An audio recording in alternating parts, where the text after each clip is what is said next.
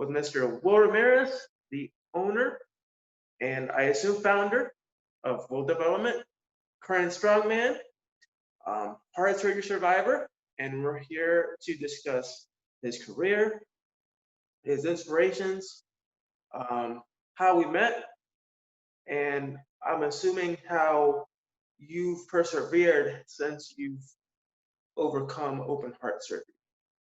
So take it away, Will. Well, you've certainly given me an entrance. I'm just some guy at the end of the day.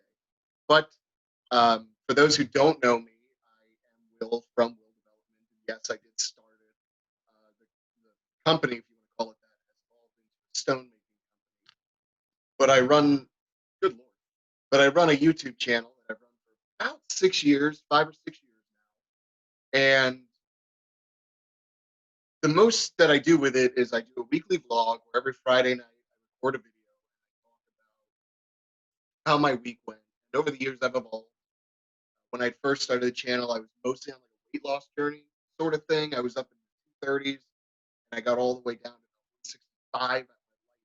But I was useless. I wasn't strong. And then now over the years, I've built myself back up. And for instance, this morning I weighed about 206 pounds. And I'm pretty strong. I mean, I'm not anything to write home about, but I'm definitely stronger than I was. And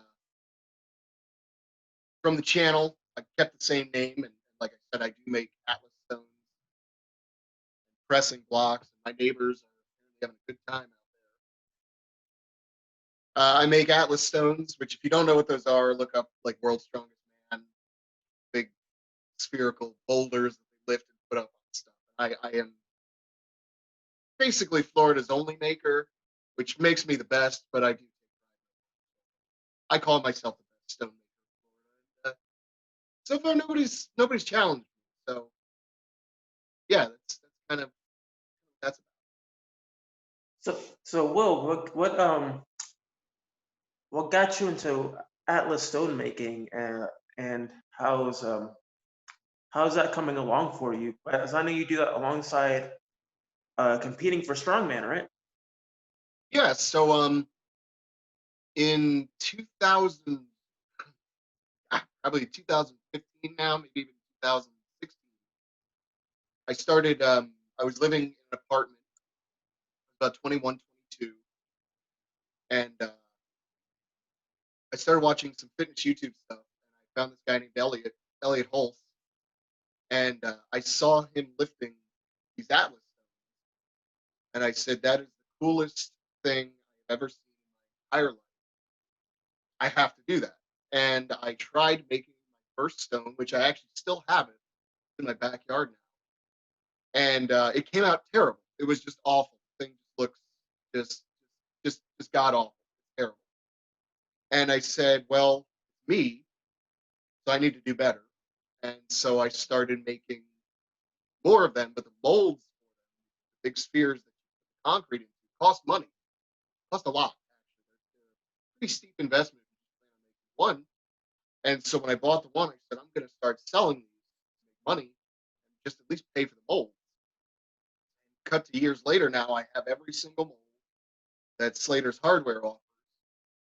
And I have sold stones to world champions, uh, both past, present, and hopefully future. And it was really cool because I think last year it came full circle. And Elliot Holtz, the guy I got the ideas to start making from, he lives in St. Petersburg, Tampa area, Clearwater, here in Florida, and he actually contacted me, and I made 3 stones for him. So I made everything just came all full circle, and that's an awesome experience. Being able to make them, basically the reason that I'm making That is that is awesome, man. Like there's always that one individual that kind of helps jumpstart your career, or your you know. I remember when to kind of go back into it. I remember when we first met in high school.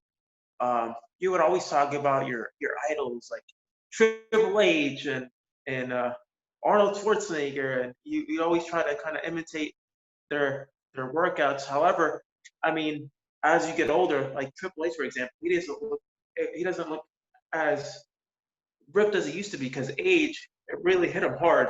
I mean, you could tell by the previous couple years how his body's just it's gone downhill. You know, it's gone downhill. His metabolism slowed down because you can see him with that little gut. You know, people thought, oh, he's juicing, taking steroids, but he's always been natural. He's always been a natural guy. So, um, Maybe. I'll say that. yeah, I mean, natural. I mean, we can't say they're fully natural because It at wouldn't some surprise me point, if your boy was at least on TRT. I'm not going to throw out steroid accusations on anybody without definitive proof, but it wouldn't surprise me if he was on some testosterone replacement therapy. I mean, and for you started out, I guess having minimal equipment at the house, and I guess as years went by in high school, you kind of got really into it because I remember you used to start out, working at harvest time and used to work at a warehouse and used to lift heavy boxes and heavy equipment. And I guess that was your way of kind of getting started with heavy lifting, and you eventually uh, developed a passion for it. And I know when we met, it was so I, I don't know how to describe it. It was kind of awkward because I remember getting on the bus. We used to ride the quote unquote short bus with the Mr. A. Shout out to him. I hope he's doing well. And we missed the guy. We used to like the guy. He was awesome. I remember he used to be real quiet. I guess I turned around that one day when we met and started talking. Your face is like, why is this guy talking to me? What does he have to do with Too like early. can you just turn around? It's too early. It's too early, man. Too early. So, and eventually we developed a bond, in terms of what we like, what we had in common. Uh, I remember when you first told me about your heart condition, so that was really cool. And we became close ever since. I mean, I wish we could become, closer for our friendship, but we got jobs and stuff, you know. But Being we still we adults still and being friends is talk. tough So, sometimes, because and we both work, um, and then with my schedule, it's just wild. Even setting this up, yeah, it's nuts. it's today. Is it today though? Yeah, you put 10 on. I'm like, wait a minute. I meant today, Saturday, 10:10, and you're like, oh, wow, I accidentally put 10:9 on there, thinking it was 10:9. Because if you would have called me yesterday, I would have been at work. I'm like, oh, wait a minute, I'm at work right now and I can't answer. But Oh yeah, yeah. we Same. we all get stuff mixed up. Um, let's see. I know that you've had I mean, I would say a pretty successful career so far with I know you were at the Road to Valhalla not too long ago, right? You competed there? Where? The Road to Valhalla, which is in Miami, right? No, I don't. The competitions I've done this year were the Summer Scorcher. Um, no, I'm sorry, that was last year. This year I've done Orlando's Strongest, which was in February, and I had some sort of cold or something the day of. Just awesome. I got like 3 hours of sleep the night before. It was great. I had a great time. And then I had two other comps planned for this year. And as we all know, things happen. And so I couldn't do those because they got canceled and postponed until next year. And then I just did the Highlands game, Strongman sort of hybrid show just last month, I think, maybe 3 weeks, 4 weeks ago, and that was a good show. And then I've got Tampa Bay Strongest, which I've seen 6 years in a row. I did the Stones for them last year, and then this year I'll be competing. That's in about 2 weeks. So what has been the biggest highlight of your career so far? You Like know, what has been your biggest so one of the things I try to preach the most, I'm going somewhere with this, I promise. One of the things I preach the most on my channel and basically every week on my weekly updates is consistency is going to. I'm not very competitive in my weight class. I compete in 200s if I compete in USS or in Strongman Corp, which are the two big divisions in Strongman in America. I'm not very competitive in terms of strength. There's a lot of people that are way stronger than me, but consistency is going to win the day. And so when I say what's been my highlight, the the coolest thing that I've done so far in my strongman career is at Florida, or I'm sorry, Orlando, when I competed in February. Even though I was sick and messed up, it was the very first comp I didn't zero a single event. What that means is when you zero an event, you couldn't complete one rep, you couldn't even start the event. If it's an overhead lift, you couldn't press it. And that was the first show that I didn't zero a pressing event, and it was also the first show I didn't zero any event. Now I did come in dead last, but I was like right there to not be. So that was awesome. And then the Highlands game comp I just did, that was a fun one, and I came in like fifth or something in novice division. I felt fine about it, honestly. That was also the first time I've ever come that last. So going to Tampa's, I have some more hopes. I know some of the people that are going to be competing there in my division. Not a lot of them. Most of the guys I knew jumped up a weight class. Cool, stay up there. I don't want to lose you anyway. But some of the names I do recognize. All right, I think I can do better than this person or that person. My goal going in to Tampa is going to be don't zero anything. Just at least get a point on the board for each event. If I do that, I can walk away.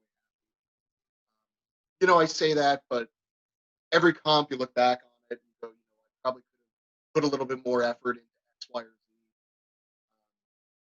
I did that with Orlando's. I did that with the Highlands comp. I did that with the Summer Scorcher that I did last year. After some of the events, I said, I should have been able to do this better. Could have. I, for some reason, held back. You know what I mean? But that's what competing is, and that's what consistency is. Just a little bit better every week, every hour, every day, and it just compounds. Just a little bit every time. There are no small things. It's all just tiny little habits you do every day, and that's how you build a pyramid. That's awesome, man. So to kind of continue on with the subject, what what inspires you and motivates you to compete? Like, do you have any like idols, any like friends? Just in general. Well, Is- it's along the lines. So when I first got into fitness, I was more interested in bodybuilding.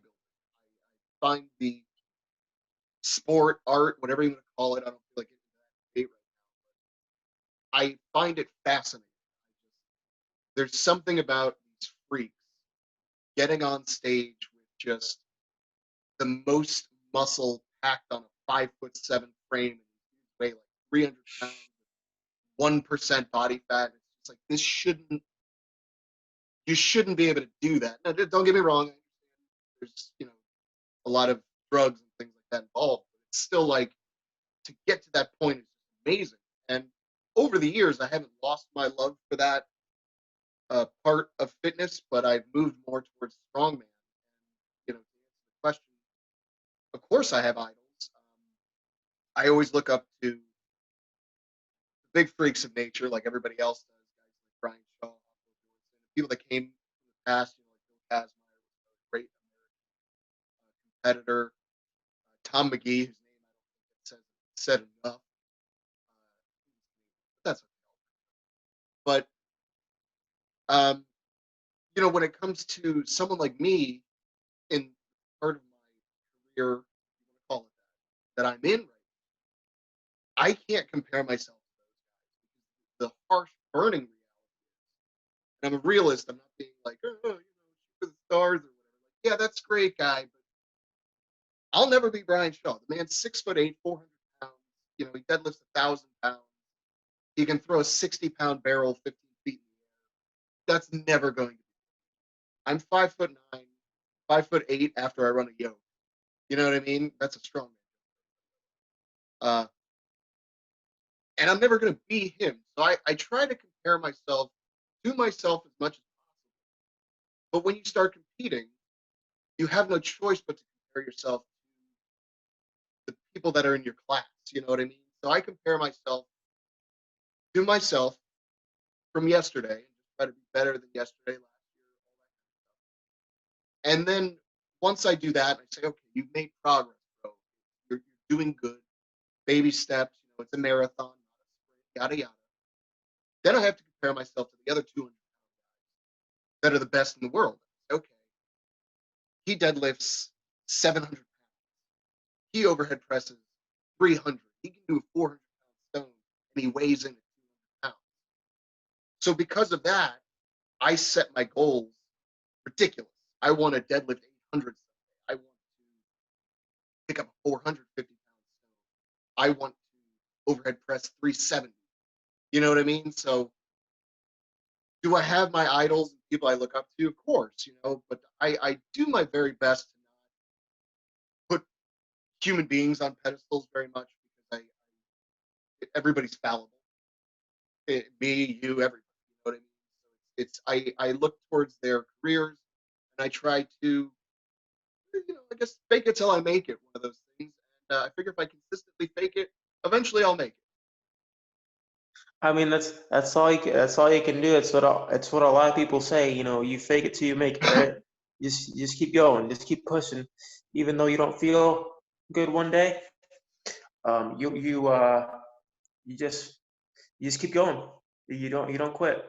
It's like you trying to quit in the middle of a set when you're almost there towards your goal, and you're already spent, but you realize you get that one more set or that one more rep done, the workout and the payoff is all worth it.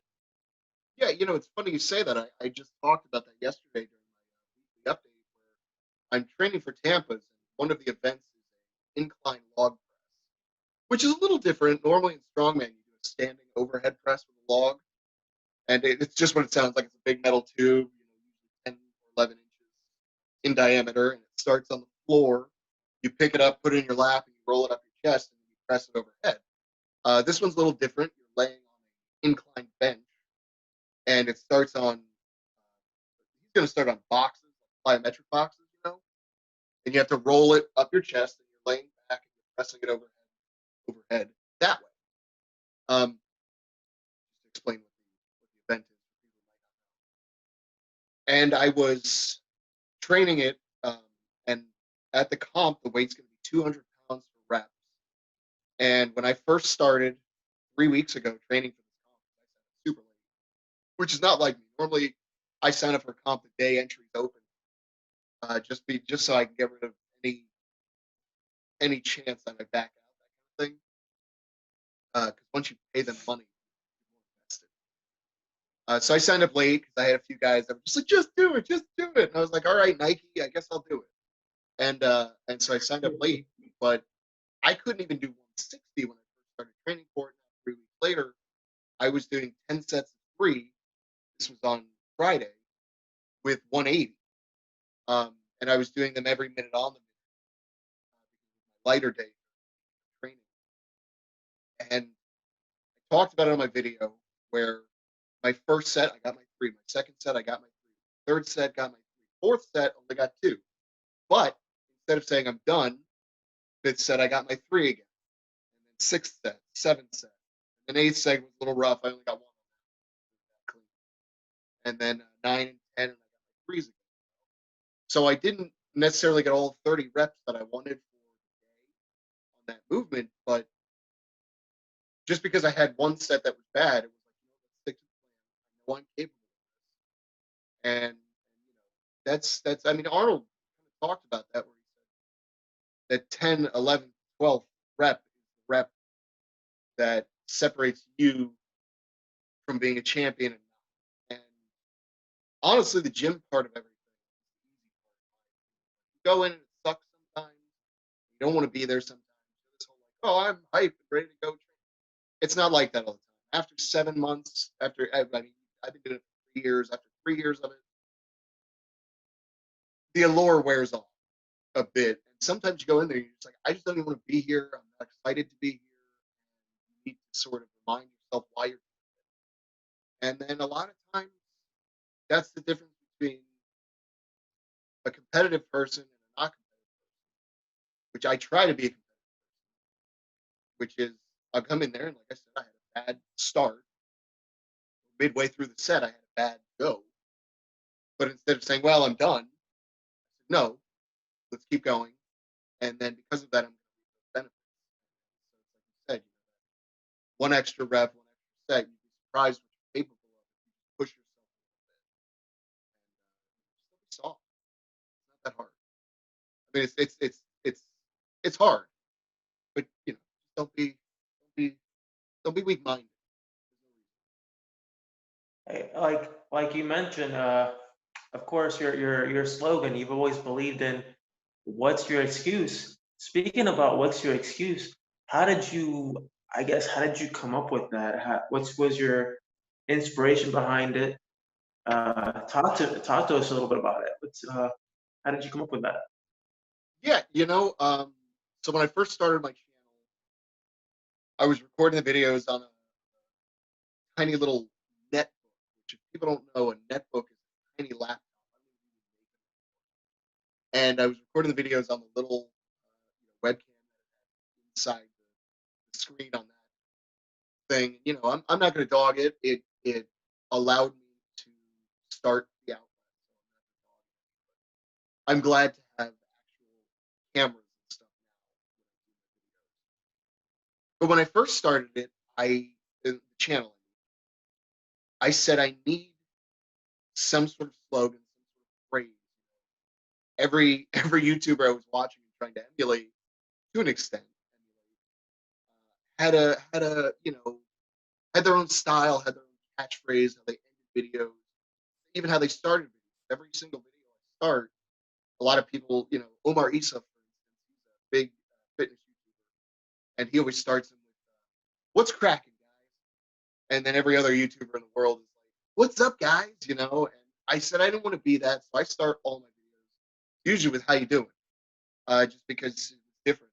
That's just I went with it. And then I spent about 3 to 4 weeks trying to figure out what my end quote was going to be. What would be my signature final quote. And I remembered thinking actually about you. And I said, David's, he's got challenges and he's got his own issues that he has to work through for life, for training. And this guy's a Paralympic athlete, former, football player, flag football player. He still trains. He still lives a very normal life. And if he can do it, then what's my excuse?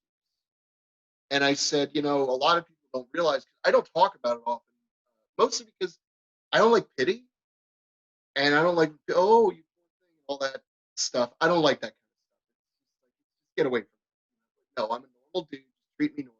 But obviously, I do have heart conditions I was born with, and it's something I get checked every year.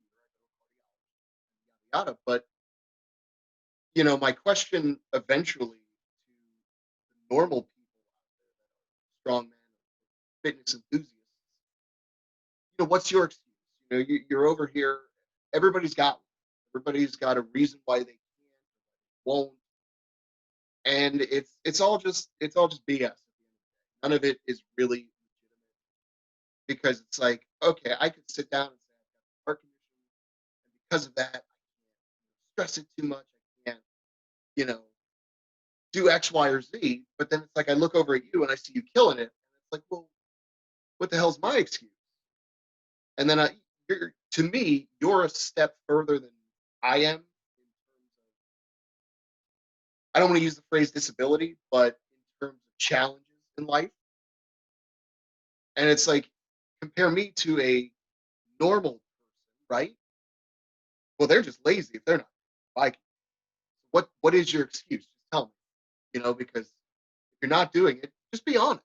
And I can live with honesty. I appreciate honesty about anything. If you tell me to my face something that's brutally truth, I might not be nice about taking it, but I will respect it a hell of a lot more than you just lying or telling me everything's all right. And it's like, so, I'll be training with people now, and sometimes they'll, oh, my this hurts, my that hurts. Look, when you do strongman training, and you do any kind of training, you're going to be sore. At some point, you're going to be hurt, not necessarily injured. There's a difference. But just because you're hurt or tired, there's no reason to not do it. And so whenever somebody starts doing that at the gym, I always just kind of pull the shirt down and just show off the scar, and I go, "What's that you're crying about right now?" And it's my way of saying you need to shut up and get through this. And if I ever catch myself, honestly, not to massage your ego too much, but I think of you. If I'm lazy, David's probably over there killing it. If he can kill it, then why can't I? And so that's sort of the Yeah, evolution, the long answer of where that. exactly. I mean, I appreciate the compliment. It's an honor. It's an honor to be told that I was part of the main reason why you began the quote.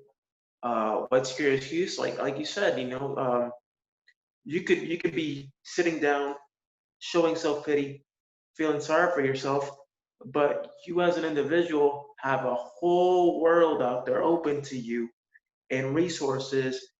Um, as a former competitor myself, I've always believed in adaptation. You and you improvise, you adapt, and you overcome. So it's the same thing with a strongman. You're hurting, find a way to get to that last rep or find a way to get to that last workout, and you'll get it done. Like I you said, that and the thing, a lot of competitive um, weight lifting sports, whether it's actual Olympic lifting, powerlifting, and strongman, what you'll find is people in in the trenches with you will never laugh at you. They will never make fun of you when they see you putting in effort.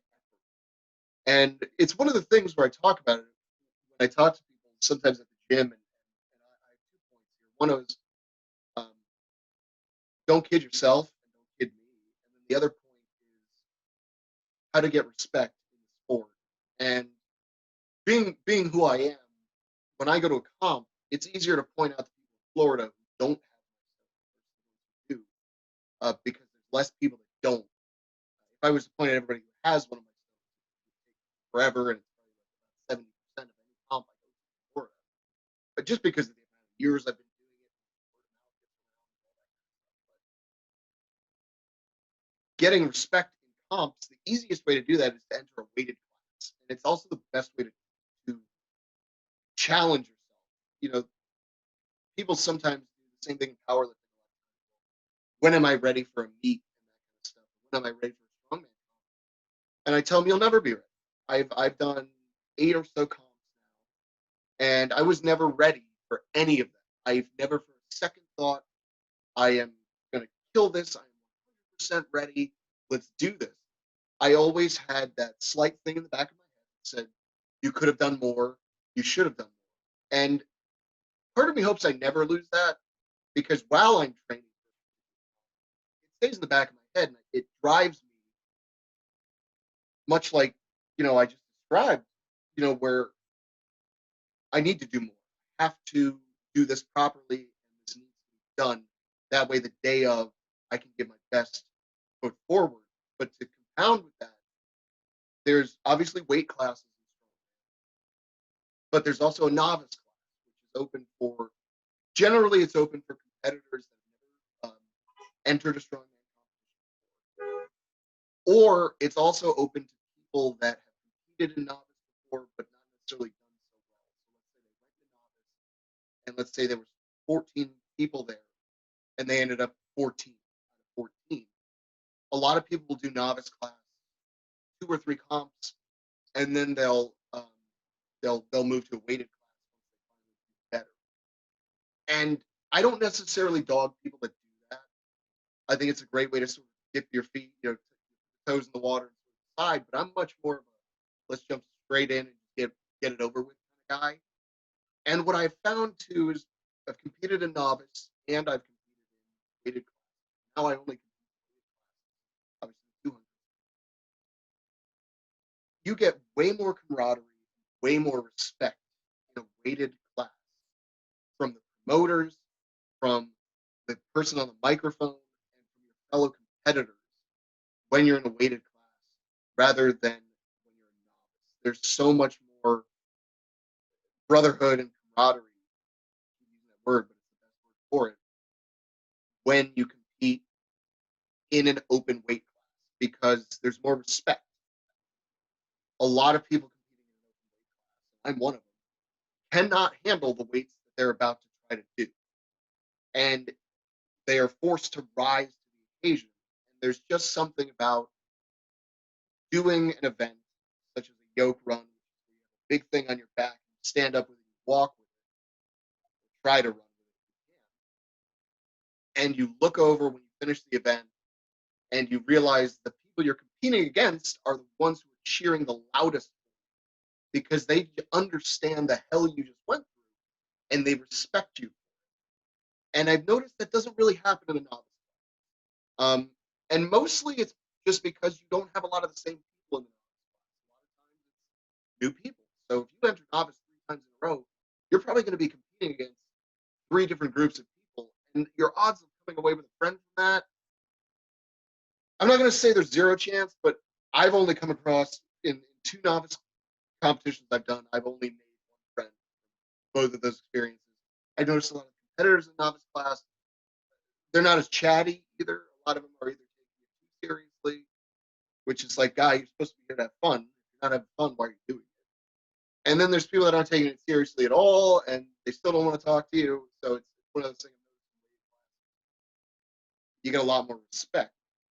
And to my first point about, I hate people that sort of lie to themselves and lie to me. I've had multiple people at our gym come up to me and be like, "Oh, well, I'm a strongman." I go, "Oh, cool. How many competitions have you done? Or, when's your next comp?"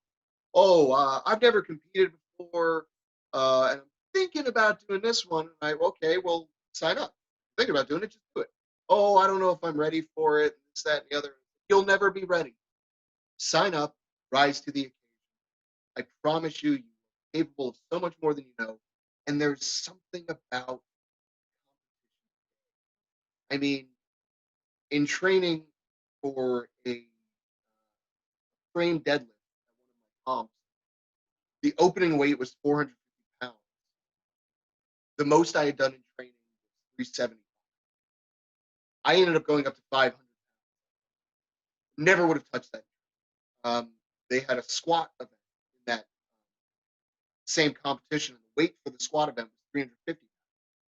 And the most I had ever touched in training for a single rep was 300 pounds.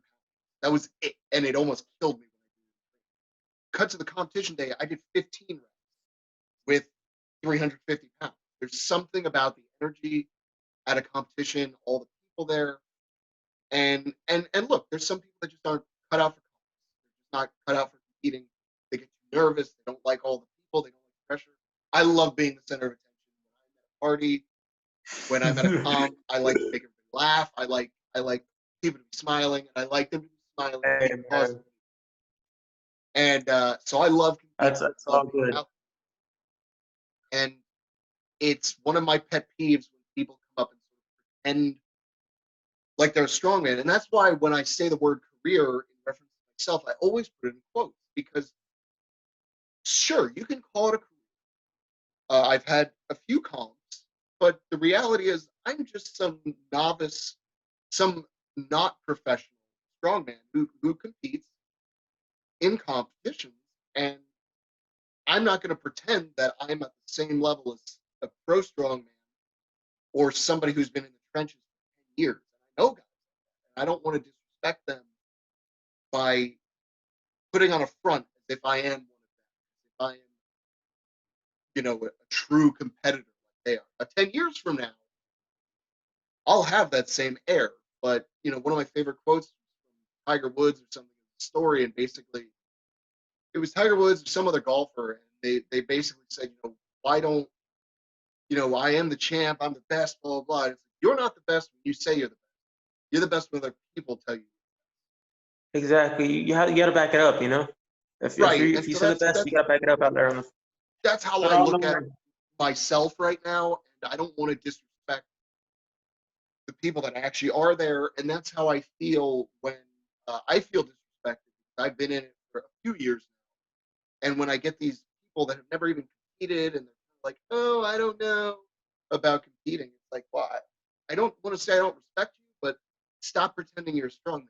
Now, and to be fair, to be a strong man or a strong man in general doesn't mean you have to compete. You don't necessarily have to compete to be a strong man, right? Or strong woman. But it's certainly got to be a part of it, in my opinion. You know what I mean?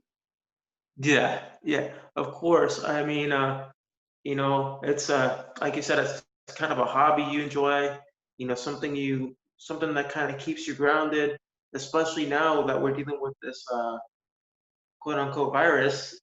Sorry for saying quote unquote so much, but we got so many things that are kind of sketchy. But I mean, it's good to see you out there, man, and doing your thing, and and just really enjoying yourself. And one of the things I'd like to know what that is. Do you plan on? I mean, is this something you like to see yourself kind of doing for some time, and eventually, become a competitor or become a coach? Maybe. What are some of your goals with this? Like, Yeah. So I have ridiculously grand goals. At some point, I would love to be the world's strongest man at 200 pounds. That would be awesome. Um, and I am going to push myself to get there as best as I can. And it's grand goals, right? Set it way up high. Um, but I'm also a little bit too much of a realist, and I ground myself in reality as much as I can. Not because I can't handle the disappointment. I mean, I'm a grown man, but I want to be realistic, and I don't want to sell myself a bill of goods that I know I'm not producing. And that's just for me. That's not for other people to sell. And I've talked about it with the consistency. I will be more than content with my strongman career if I end up being 40. We're talking 10 plus years from now. 40 years old. I've been competing for, at that point, almost 20 years. And I've still not won what I wanted to, but I move over to Masters. And because I've been doing it for so long, my consistency, I can win Masters every year for 5 years. I am completely content with that being a realistic scenario that can happen. And I will not be on my deathbed crying if that doesn't.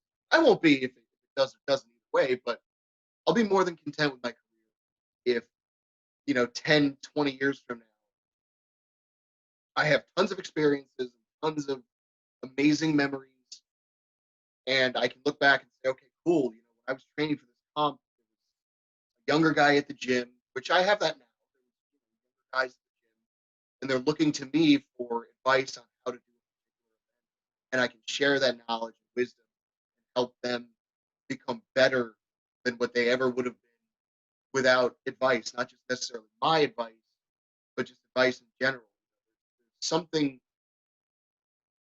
that can't be replicated about giving back.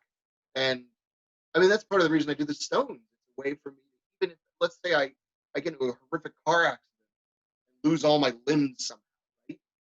I still have that legacy of producing stones. Granted, only 5 or so years, but my stamp on the at least local strongman is, well, set in stone, if I can use that phrase. And so, I mean, it's tiny little things over time that have, again, cemented what will be my legacy. And I don't need everybody to know today, but there's going to come a point where I know I won't be able to compete. And I want to be able to look back and say, hey, you know, that's my stone there. I made that 10 years ago. It's mine, only mine. You know, But it's like, it'd be cool, hey, I I made own that it. 10, 20 years ago, and now there's a 16-year-old kid doing it, and he's just getting in the sport, and I've got this, salt and pepper beard, and No he's hair. looking at me like, shut up, old man. It's like, I remember the days, I'd be completely content. But in terms of goals, if you want me to put something down in writing, I would say my main goal right now is to win a top Florida show and win an invite before I'm 30. That would be cool. I just turned 27, so I've got a couple years to get that done. Whether that's Florida's Strongest Man, which is put on by Strongman Career, or Tampa Bay's Strongest Man. I don't think I'm going to win this year, but it's all experience. It's all just to get better. Consistency is key. Competition will teach me things about myself that I need to look at and improve. And so, I might not win this year. I might not even do that well this year, but that's okay because there's, I move forward. And so the goal is to win one of Florida's major shows, obviously in my weight class, and win an invite to national. In most shows, if you get second or third, sometimes even in a particular weight class, you'll get an invite to national because of it. That's not enough for me. I don't care if I get second place at Tampa Bay's next year, and it gets me an invite to national. That's not enough. I want to win the show and get an invite. If I just get an invite, I won't be satiated. I'll still be hungry. So that's the short term goal. And then I plan to go to nationals and get completely wrecked by all those people. They're just freaks of nature. The only way I'm going to be able to compete with them is by just having tons of consistent training. And I never hope somebody falters or fails. I want to beat somebody at their best. And the only thing I can hope for beating some of those people, and this is just reality, is that they make some sort of mistake. Because when you get to a top level, and one of the guys who I met when I first started, Nate, he's the one who really got me into strongman. One of the best pieces of advice he said is, bro, if you want to win an event, all you got to do is not screw up for 10 seconds. Because most of the events take 10 to 12 seconds. He said, if you just don't screw up for like 10 to 12 seconds, I guarantee you'll get at least third. And he's not wrong. A lot of times, if you just finish a yoke walk, you never drop it, you just move the whole time, you might not be the fastest guy, but other people dropped it and slowed them down, or they picked it wrong when they first started and they have to drop it and repick it. So it's all about consistency, right? If you just don't screw up, you'll probably still get third. And that's a great place to be. Hey man, that's all. Sounds like you've got a good head on your shoulders. Um, Everything seems to be falling into place, and you seem to really be enjoying yourself. And you have a plan B, which a lot of, unfortunately, in this day and age, a lot of young athletes don't think about. They don't think about, hey, what would happen if I get hurt? What am I gonna do? Some of them don't have that mindset to think, hey, if I do this as a backup, I'll be okay if I get hurt. If I'm out for a year or two, I got this to fall back on. Versus you get hurt, your hobby or your career's over, and you're gonna have to start from the ground up. I mean, one of my idols, Brian Cage, aka the effing machine. He's one of my idols because I don't know if you've seen him train, but he's crazy. Yeah. And you see him in AEW and the way he wrestles. He's a freak in nature. He's an explosive athlete. Um, he started, he started, I think, was it back in '08? He started in competitions, and he shared a picture that was like, I remember being like broke and just like unmotivated and depressed, and he looked really small. And then he just used that adversity to kind of build himself up and become this huge superstar. And fortunately, I got to meet him at WrestleCon. And him and his wife now, Melissa Santos, they're really cool people.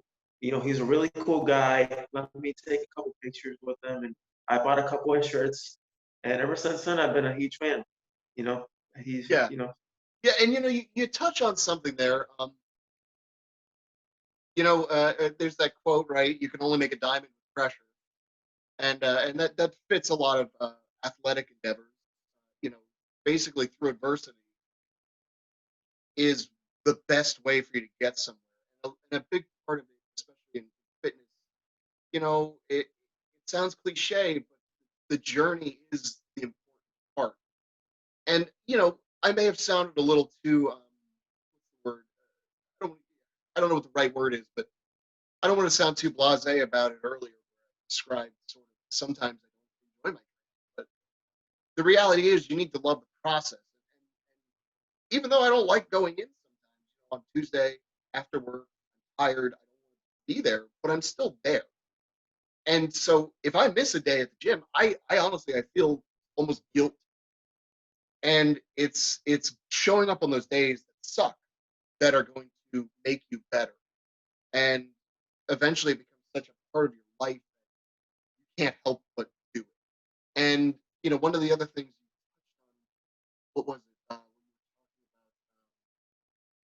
the backup plans.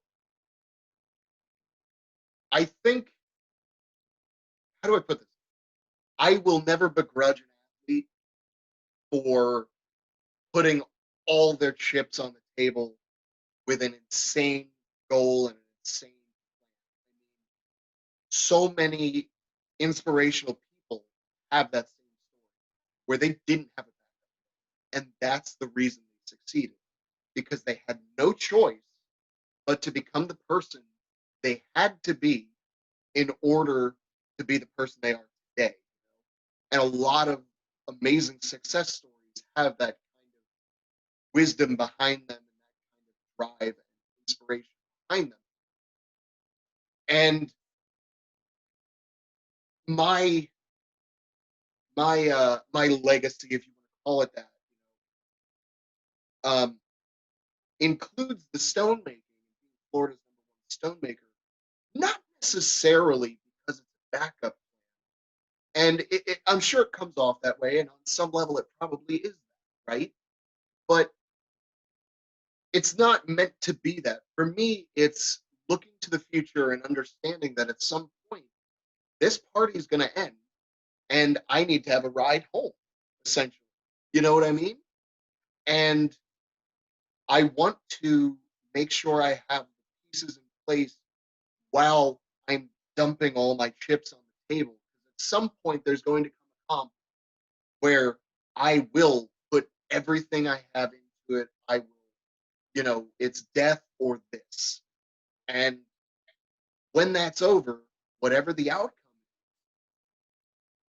I want to make sure that I still have something afterward to look forward to.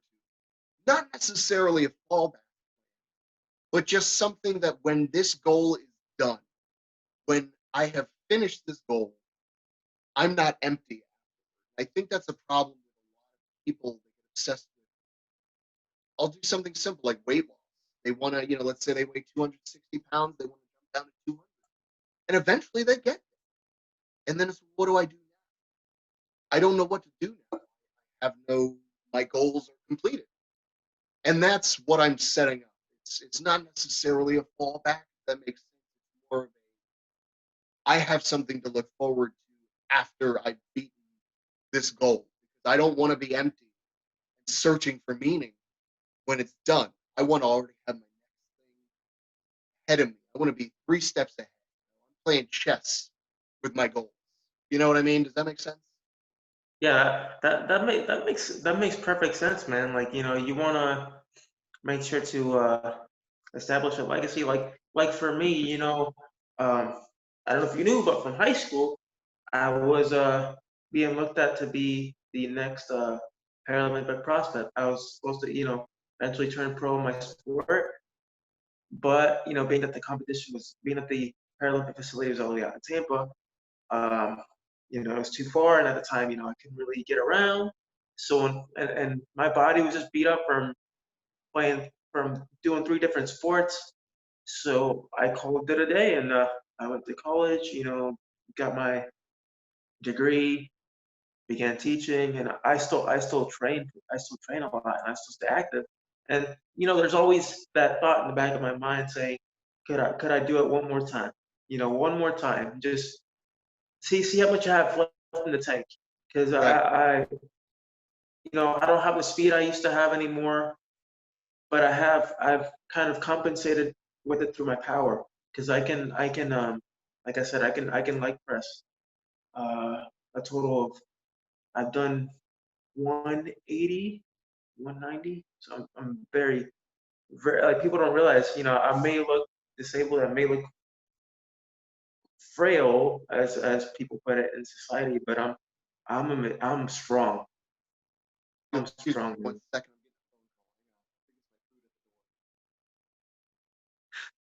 Hello? Yes.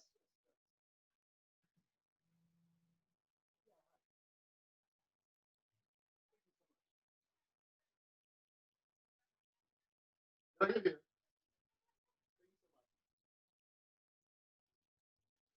Be right back, right after this commercial interruption, ladies and gentlemen. And I'm back. Sorry, I ordered some food earlier, and they were supposed to be here a lot earlier, and then it got delayed and all that stuff. It's like, and then the ladies at the And door we were are back with our regular scheduled programming, now in yes, progress. back. Hello. All right, so yeah, like I said, I leg press near 200 pounds, and people look at me and they're like, how do you do that? I'm just nuts. Like, what about your body? And I'm like, you only have one body. You just gotta, you give it all we can take. And gone through, I've gone through rough patches as far as injuries, but I've been able to overcome it. That's something you have done so yourself, and it's uh, it's been a pleasure having to be able to listen to you and kind of highlight all these different aspects of your life and being a strong man. And just, I know you've overcome a lot as far as, your birth defect, and you've never let it stop you and define who you are. And I'm sure, I'm sure your significant other, of course, is proud of you for who you've become and the person you are. Because I know you went through a lot back in high school, and you never let it stop you. You know, I know your personal journey, so I know exactly what you've been through, and it's awesome, man. To see you be here today, be successful, have all these ambitions lined up. It's truly amazing. And eventually, I still have to get one of your shirts, so I don't know if you're still making them, but if you are, I will Venmo you. Just let me know how much you want. Actually, it's funny you say that. I mean, first of all, you're gonna make me blush. Uh, Second of all, actually, if you want one of my shirts, I have an Amazon. They're actually on Amazon. You can buy a will development shirt, and then on the back it says "What's your excuse" on it. It's not as fun as this one. I had these years ago. I had a bunch of these made, and I gave a bunch of them away with some of my stone orders, just to kind of get the logo out there. I do have them up on Amazon. I recommend I believe they're heather gray athletic cut T-shirts. That's what I wear to the gym a lot of times. They breathe pretty well. Here in Florida, it sucks. But, they're nice. But yeah, definitely get the premium T-shirts. A lot nicer. They take about a week to get to you because I guess you order it and then they print it. And then yeah, I have an Amazon storefront, and you can get a Will Development T-shirt. If you just go on Amazon and just search Will Development T-shirt, I think it comes up. If not, you can link my YouTube, and every one of my YouTube videos has the link to that store in the description of the video. So if anybody's interested in getting one for whatever reason, Heard that, ladies and gentlemen. If anybody's interested in getting a shirt, head to Will Development on YouTube and also on Amazon. Search Will Development. Anyways, man, I'll hold you up because I know you're possibly starving and you're ready to tear down some food. So I appreciate you being on the show. I appreciate you sharing the experience. And you, like I said, your story is truly amazing. It's been a pleasure. Uh, it's been good catching up with you because we haven't spoken in like a year. Hopefully, once all this mess is over, we can actually meet in person. Unfortunately, we had to do the interview virtual, which we got to be safe. We got to distance, but hey, what can you do, right? so So with we're that doing what being we said, can. I mean, absolutely, man. Thank you for having me. Hopefully your viewership doesn't get tired of my voice. 6 years later, by the way, 6 years I've been listening to myself on camera, and I still can't stand it. So if you're worried about not liking your voice on camera or whatever, you're just gonna have to get over it because you'll never like it. Trust yeah, man, I've done this for about a year and a half, 2 years, and I have about 2,000 followers. So me. Yeah, you're uh, doing great, man.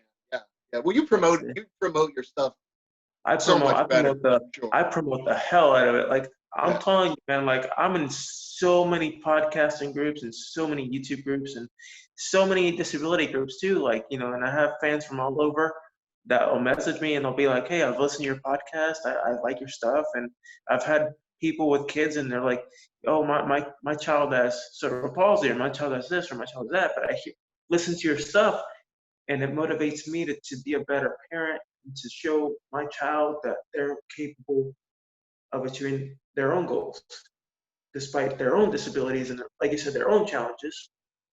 They can do it, I mean like I always said, that's if I can do it, so can you. yeah. I mean that's awesome, man. That's like, to me, that's at some point I will gear my YouTube channel a little more towards that. Right now, I describe my YouTube channel as a journal for myself, where I can look back in 2 or 3 years and say, "Oh my God, look how far I've come," that kind of thing. And eventually, I want to gear a little more towards maybe the inspirational side of things. Like, hey, you know what? Guess what? I am actually not just a normal dude. You know what I mean? I have these things that are wrong with me, but it's never held me back. All these years, and I've progressed, and I'm not special. You can do it too. I mean, that's awesome, man. I love getting messages from people every once in a while where it's like, "Hey, I just checked out your video, your channel, and I saw this video. I have this or that, and you've reminded me that I'm not just some broken person or whatever. I can do it too." It's like, yeah, you can. I'm not that special. I'm not special at all. Just do it, and then you become special. You know what I mean? That's how you become special, by being a normal person. And to me, it's not that hard in theory, but in practice, that's where it becomes challenging. I mean, that's awesome, man. I thank you for having me. You butter me up a little too much, in my opinion. You make me sound so much better than I am, but flattery will get you. Hey man, this is, like I said, this is all about, this is was your episode, you're the guest, so we wanted to hear about you. So that was what it's all about, and like I said, I again appreciate you. Thank you for being on the show. And guys, if you wanna listen to this episode should be up in about, I'd say, give or take 2 weeks. So towards the end of October. Um, you can find me on, so you can find it on Cerebral Palsy and Fitness podcast YouTube channel. I will also post it on my Anchor, and it'll be up on Spotify, iTunes, and any other major podcasting or video site you can think of. minus the dark web. We're not going to put anything on the dark web. Right? It's nothing too hectic. But as always, this is David Figueroa signing off. And if I can do it, so can you. What's your excuse? And what's your excuse? Remember, guys. Stop the recording now? Yeah, stop recording. You're good, man.